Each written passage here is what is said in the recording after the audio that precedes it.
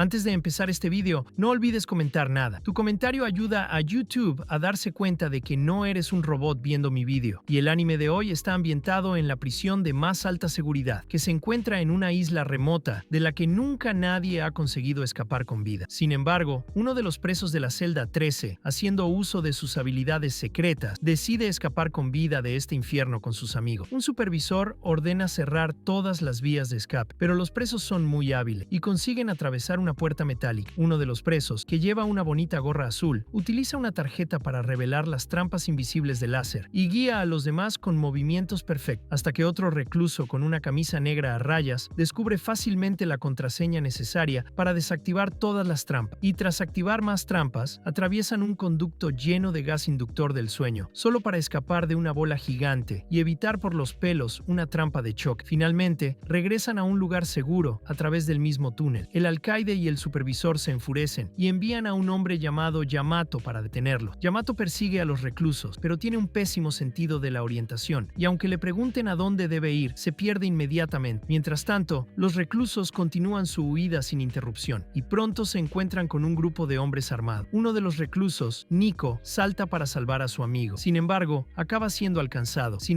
Rápidamente se da cuenta de que ha sido alcanzado por un disparo tranquilizante, y esto afortunadamente no le afecta. Mientras los hombres armados se quedan parados, sorprendidos de que su disparo no haya conectado, Nico y su amigo aprovechan la distracción y huyen, logrando escapar. Poco después se topan con una jauría de perros mortíferos, pero a Nico le encantan los animales, así que consigue domarlos fácilmente. Después, llegan por fin a una enorme puerta de hierro que les separa de la libertad. Sin embargo, sus esperanzas desaparecen cuando encuentran al capataz esperándoles fuera. Inmediatamente atacan al capataz con todas sus fuerzas, pero este es mucho más fuerte y acaba dándoles una paliza a todos, para luego devolverlos a la cárcel, que es donde se pudrirán y pagarán por sus crímenes. Y por increíble que parezca, a los presos no les disgusta demasiado volver a su celda, porque en comparación con otras prisiones, esta tiene buena comida, baños enormes, aparatos de gimnasia. En definitiva, tienen prácticamente todo lo que necesitan, sin ni siquiera tener que pagar por ello. Algún tiempo después, Hugo, el prisionero número 15, intenta escapar una vez más, pero es capturado rápidamente y enviado a prisión. Una vez dentro, habla a los demás de una misteriosa tía buena que ha visto por el camino. Así que estos hombres de mente sucia corren inmediatamente a la sala de visitas, solo para encontrar a la hermosa chica con el supervisor. Se preguntan cómo un supervisor como él puede conquistar a una mujer tan hermosa. Sin embargo, pronto se dan cuenta de que esta hermosa mujer tiene un enorme juguete bajo sus hermosas ropas, ya que en realidad es el hermano pequeño del supervisor. De repente, el supervisor es llamado por su superior, así que se marcha y, aprovechando la ocasión, Hugo intenta ligarse al hermano pequeño del supervisor, porque para él todo es cuestión de mirada, y como el hermano pequeño del supervisor es muy guapo, Hugo lo tendría fácilmente. En respuesta, ella le pregunta rápidamente por qué lleva ese collar tan elegante, y de repente Hugo se enfada mucho y se le quitan todas las ganas de hablar con esa bella fanboy, y afirma que esas esposas se las puso un hombre con una fea cicatriz roja en el cuello, y que la única razón por la que se dejó encerrar fue para encontrar a ese hombre feo y vengarse. Al día siguiente, en la prisión de Nambaka, el supervisor revisa la celda 13 y se da cuenta de que Hugo ha desaparecido. Naturalmente, supone que debe de haber intentado fugarse de nuevo, pero eso no es exactamente lo que ha ocurrido. Hugo se queda dormitando en la sala de guardia nocturna. Furioso, el supervisor le exige una explicación, y Hugo dice despreocupadamente que se ha escapado porque sus compañeros de celda roncan demasiado alto, y por si fuera poco, el idiota de Yamato estaba ocupado entrenando en vez de vigilando. Después vemos a los presos alabando el hecho de que la comida en la cárcel de Nambaka es muy superior a la de cualquier otra prisión. El cocinero, que es un hombre muy guapo a pesar de su tamaño, escucha sus cumplidos, y su emoción ante los elogios de todos le lleva a volcar tarta en su mesa como forma de agradecimiento. Tras deleitarse con el gran regalo del jefe, los reclusos se topan con un cubo mágico, y Hugo lo resuelve rápidamente en cuestión de segundos, impresionando a todos. No queriendo rendirse, otro preso, desesperado por superarle, le entrega a Hugo un rompecabezas mucho más difícil. Sin embargo, lo resuelve con la misma facilidad, dejando al aspirante furioso y preguntándose por sus elecciones vitales. El supervisor, harto de sus payasadas, pone a todos a trabajar construyendo muebles, y Hugo se queja de que esta tarea es aburrida, pero el supervisor le dice que sea más como Nico, que es lo que tiene construir un robot de madera en lugar de muebles, y esto acaba enfureciendo al supervisor, que inmediatamente ataca y golpea a Nico hasta dejarlo sin sentido, y todo empeora aún más cuando otro recluso lo talla a partir. partir de ahí. Y ahora le tocaba a Hugo mostrar orgulloso el mueble que había fabricado. Impresiona al supervisor durante 2 segundos y la alegría del supervisor se desvanece cuando Hugo pulsa un botón, revelando un cajón que se abre automáticamente y sale disparado, golpeando al relleno en la cara. Esto acaba con toda la moral del supervisor, que se dirige a su ayudante para comentarle que estarán jodidos si el alcaide se entera de las travesuras de la celda 13. Es en ese momento cuando aparece Hugo, que observa feliz y dice que sería muy embarazoso para ello. Furioso, el supervisor lo esposa y le dice a su ayudante que compruebe si alguien más se ha escapado de la celda. Más tarde, tras un corto viaje, el supervisor se reúne con la directora. Pasa junto a un grupo de fugados del circo, ignorando por completo sus advertencias de que la directora está ocupada. Entra en su despacho, le entrega unos expedientes sin saber que es una mujer secretamente enamorada de él. Se tocan accidentalmente y ella apenas puede mantener la compostura. Es en ese momento cuando el despistado vigilante ataca al supervisor, pensando que ha enfadado a su jefe, pero este lo aparta sin esfuerzo y vuelve al trabajo. Después de esta tontería, el alcaide y el supervisor hablan de los reclusos, empezando por Nico, el recluso 25. Resulta que Nico fue arrestado por abuso de droga y su gran razón para escapar de su última prisión fue que odia las agujas, y en las otras prisiones le ponían inyecciones por sus alergias alimentarias. En la prisión de Nambaga le dan medicación oral, así que aquí se queda callado, lo que le convierte en un preso fácil de tratar. Luego hablan del preso 69. Estuvo encarcelado por disturbios entre bandas, pero se escapó de su antigua prisión porque la comida era demasiado mala. Ha sido un preso habitual en Nambaga, porque aquí la comida es mucho mejor. Luego está el preso 11, que fue detenido por dirigir un casino clandestino. Bueno, aquí en Brasil hay varios influencers detenidos por esto. Aún así, si una de estas casas de apuestas me pagara bien, lo publicaría, pero solo si me pagaran con paquetes de galletas. Y hablando del prisionero 11, se libró de su último arresto porque quería tener una cita caliente con una chica al azar. Y después hablan por fin de Hugo, el preso 15, conocido como el rey de las fugas. Fue detenido por robo y se escapó rápidamente de su primera prisión el mismo día que llegó allí. Y cuando el alcaide le pregunta por qué sigue escapándose, el supervisor responde con una sonrisa en la cara, diciendo que escaparse es el hobby de ese cabrón. Al día siguiente, Hajime es detenido por su deprimido ayudante, que se queja de que los reclusos de la celda 13 le acosan día y noche, y Hajime le dice que sea hombre y deje de llorar. Pero el ayudante sigue hablando de su horrible experiencia con los reclusos. Hajime le reprende entonces, diciéndole que no les tenga miedo y que se defienda si es necesario. Pero el pobre no puede parar de llorar y les cuenta cómo se burlan constantemente de él, haciendo que quiera dejar su trabajo. Hajime le aconseja que rendirse no es la solución y que debería estar orgulloso de ser funcionario de prisiones. Para ayudarle, Hajime le sugiere que utilice las debilidades de los presos en su contra. Empieza con el preso 11,